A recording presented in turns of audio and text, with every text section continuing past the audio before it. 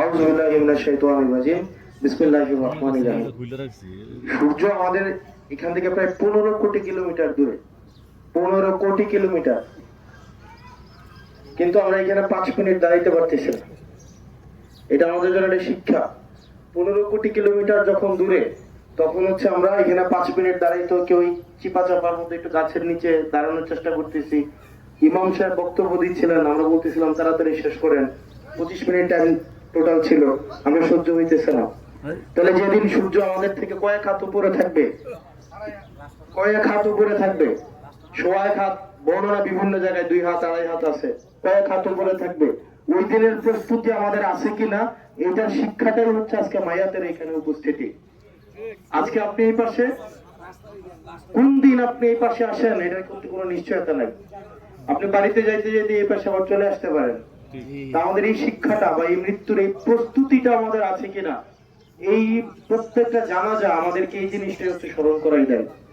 এই জানাজার মধ্য দিয়ে আল্লাহ মায়াত সহ যারা জীবিত আছে, আমাদের প্রত্যেকটা মানুষের যিনি মৃত্যুবরণ করেছেন তাকে জান্নাতবাসী করুন।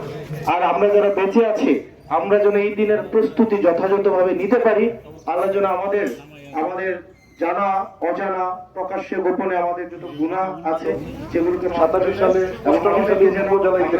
তখন আমরা কারো কাছে খারাপ কথা নমিনেশন দিয়েছিলাম। নিশ্চয়ই আমরা সবসময় ওনার যে আমল, ওনার মানুষের সাথে যে সম্পর্ক, ইতিবাচক কাজ, প্রত্যেকটা জিনিসকে আল্লাহ সহস্র গুণ বাড়িয়ে আল্লাহ জান্নাতের মেহমান হিসেবে কবুল করুন।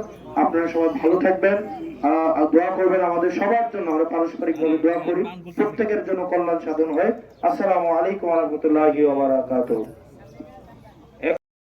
আমরা হাজির হয়েছি। ওনার স্বামী এই নির্বাচনী এলাকার সাবেক মাননীয় সংসদ সদস্য ছিলেন অ্যাডভোকেট নুরুল ইসলাম খান। আমি ওনার সাথে রাজনীতি করেছি, রাজপথে ছিলাম, দৌড়ানিও খেয়েছি, এবং কলেজের আন্দোলনকে কেন্দ্র করে আমাদের একটা বিশাল বাহিনী কিন্তু ওনার বাসায় ছিলেন, কুমিল্লার বাসায় খাবারিতে আশ্রয় নিয়েছেন, সহযোগিতা করেছেন।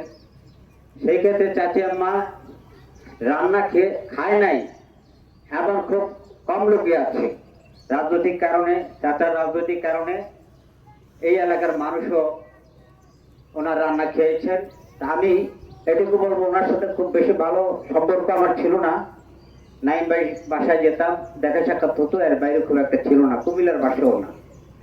তো ওনাকে যাতে আল্লাহ ব্যাস নসিব করেন, আমরা সবাই অনেকে চিনি, নিজ গুণে যাতে আল্লাহ ক্ষমা করেন, আমার জন্য দোয়া করবেন। আসসালামু আলাইকুম।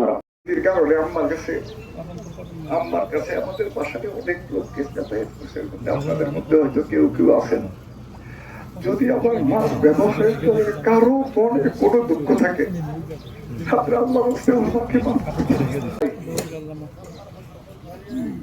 উনি আমার বাবা জীবদ্দশা, আমার বাবা যখন বিয়ে করে আনছে তখন থেকে উনি শাশুড়ির আন্ডারে, আব্বা মারা গেছে, আমার দাদি জীবিত ছিল, দাদির জীবদ্দশা পর্যন্ত আম্মা শাশুড়ির অধীনেই ছিলেন।